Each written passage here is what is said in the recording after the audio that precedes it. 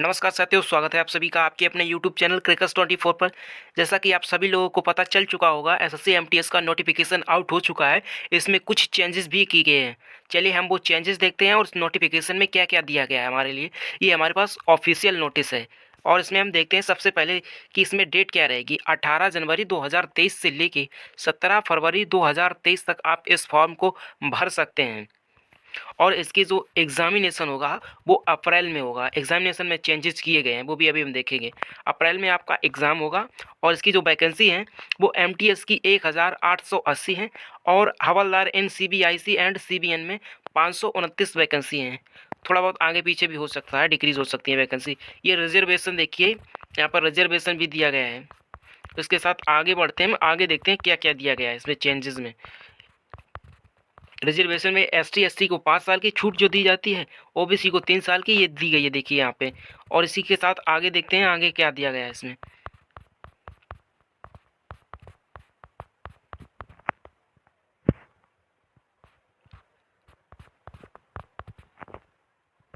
Essential education qualification, यानी कि 17 फरवरी को आपका क्वालिफिकेशन कंप्लीट हो जाना चाहिए।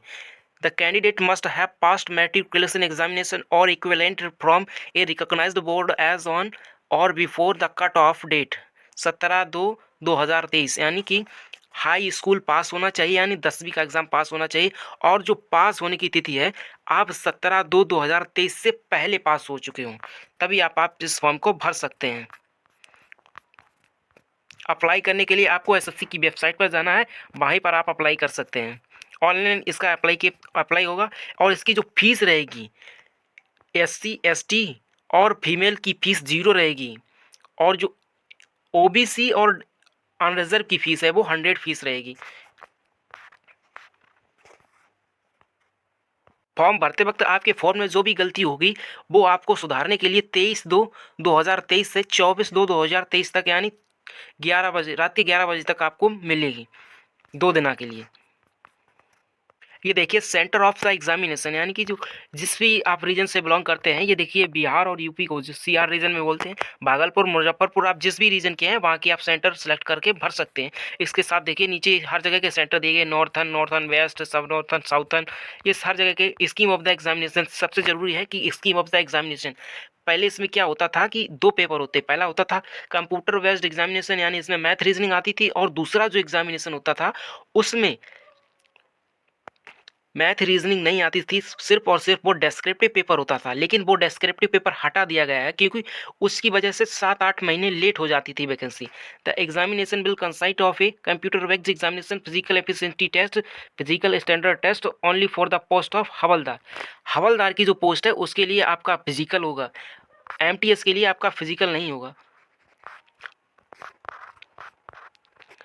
Computer based examination will be conducted in 2 sessions, first session and section 2, and both the section will be mandatory to be attempted. Not attempting any session will disqualify the candidate, यानी कि 2 section में आपका exam बटा हुआ आएगा, दोनों section को करना अनिवार्य है। इसमें पहला सेक्शन रहेगा जो मैथ और रीजनिंग का, इसमें 20-20 क्वेश्चन आएंगे, 20-20 क्वेश्चन यानी 40 क्वेश्चन, प्रत्येक क्वेश्चन 3 मार्क का, 120 नंबर के, 45 मिनट के लिए। ये सिर्फ पासिंग मार्क है। और जो सेक्शन सेकंड है उसमें general awareness and English language and comprehension, जिसमें 25-25 क्वेश्चन, ये भी 3-3 नंबर के आएंगे, इसमें भी 45 मिनट मिलेंगे।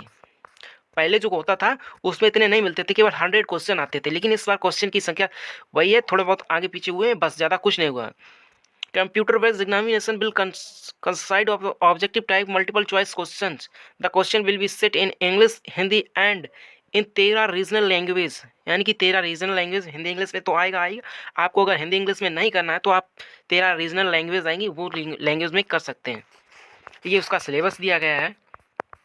ये इसकी फिजिकल दिया गया है, फिजिकल यानी जो हवलदार पोस्ट के लिए फिजिकल होगा वो फिजिकल दिया गया है। इसमें 1600 मीटर 15 मिनट में मेल और 1 किलोमीटर 20 मिनट में फीमेल। अब यहाँ पर देखते हैं, there will be no negative marking. 14.6.2 वाले सेक्शन में देखते हैं, there will be no negative marking in session first, यानी सेशन फर्स्ट में कोई भी नेगेटिव मार्किंग नहीं होगी। और जो सेशन सेकंड है उसमें नेगेटिव मार्किंग होगी 1 मार्क की। 1 नंबर उसमें कटेगा आपका। Candidate are therefore advised to keep this in mind while answering the question, यानी कि जो भी आपके क्वेश्चन आ गए।